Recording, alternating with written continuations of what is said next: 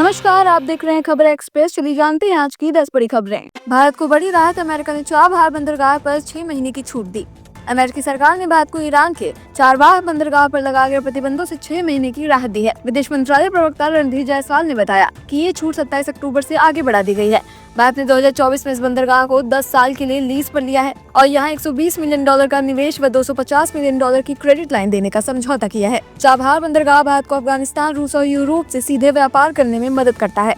Trump का बड़ा फैसला, अमेरिका फिर शुरू करेगा परमाणु हथियारों की टेस्टिंग। अमेरिकी राष्ट्रपति डोनाल्ड ट्रम्प ने रक्षा मंत्रालय को तुरंत परमाणु हथियारों की टेस्टिंग शुरू करने का आदेश दिया है। उन्होंने कहा कि ये परीक्षण चीन और रूस के बराबर होना चाहिए। अमेरिका ने आखिरी बार 23 सितंबर 1992 को नेवादा में भूमिगत परमाणु परीक्षण किया था, जिसका कोड नेम डिवाइडर था। उस धमाके से जमीन की चट्टानें तक पिघल गई थी। 1996 में CTBT संधि के तहत ऐसी परीक्षणों पर रोक लगी थी, लेकिन अमेरिका और चीन ने अभी तक इस पर औपचारिक मंजूरी नहीं दी है।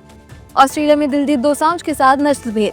पंजाबी सिंगर और एक्टर दिलजीत को ऑस्ट्रेलिया टूर के दौरान नस्ल भेद का सामना करना पड़ा। ऑस्ट्रेलिया पहुंचने पर कुछ लोगों ने सोशल मीडिया पर आपत्तिजनक कमेंट्स करते हुए लिखा, नया उबर ड्राइवर आ गया है और 7/11 पर नया काम करने वाला आ गया है। दिलजीत ने अपने YouTube चैनल पर शेयर कर एक वीडियो में बताया कि अब उन्हें ऐसी बातों पर गुस्सा नहीं आता, वे बस मुस्कुरा देते हैं। मुंबई में पवई में 19 लोगों को बंधक बनाने वाला आरोपी एनकाउंटर में ढे।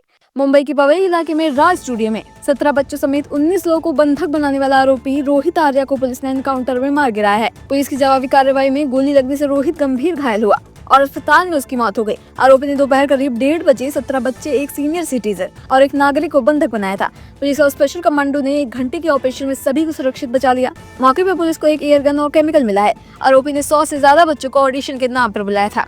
पीएम मोदी 2 दिन के गुजरात दौरे पर स्टैच्यू ऑफ यूनिटी पर करेंगे पुष्पांजलि अर्पित। प्रधानमंत्री नरेंद्र मोदी सरदार वल्लभ भाई पटेल की 150वीं जयंती के अवसर पर 2 दिन के दौरे पर गुजरात पहुंच गए हैं। वे वडोदरा एयरपोर्ट में सड़क मार्ग से केवड़िया पहुंचे, जहां उन्होंने ई-बसों को हरी झंडी दिखाकर रवाना किया। इसके बाद शाम 7:30 बजे एकता नगर में 1220 करोड़ रुपए की कई परियोजनाओं का उद्घाटन और शिलान्यास किया। पीएम मोदी आज स्टैच्यू ऑफ यूनिटी पर पुष्पांजलि अर्पित करेंगे और वहाँ आयोजित परेड व अन्य कार्यक्रम में भाग लेंगे। जम्मू कश्मीर विधानसभा में हंगामा, भाजपा विधायकों ने किया वॉकआउट। जम्मू कश्मीर विधानसभा में गुरुवार को बड़ा हंगामा देखने को मिला, जब विपक्षी भाजपा विधायक नेशनल कॉन्फ्रेंस के विधायकों से भिड़ गए। सदन की कार्यवाही शुरू होते ही भाजपा नेताओं ने प्रश्नकाल स्थगित कर जम्मू के बाढ़ प्रभावित इलाकों पर चर्चा की मांग की। अध्यक्ष अब्दुल रहीम राठौर ने उन्हें प्रश्नकाल चलने देने का अनुरोध किया, लेकिन विधायक नहीं माने। हंगामा बढ़ने पर किश्तवाड़ विधायक शगुन परिहार को महिला स्टाफ ने वेल में जाने से रोका, जबकि RS पठानी और सुरेंद्र कुमार को मार्शलों ने बाहर निकाला। भाजपा विधायक पूरे प्रश्नकाल तक खड़े रहे और बाद में सदन का बायकॉट कर दिया। हरियाणा में लव जिहाद की शक्ति, शिक्षा विभाग ने स्कूलों को जारी किए सख्त निर्देश।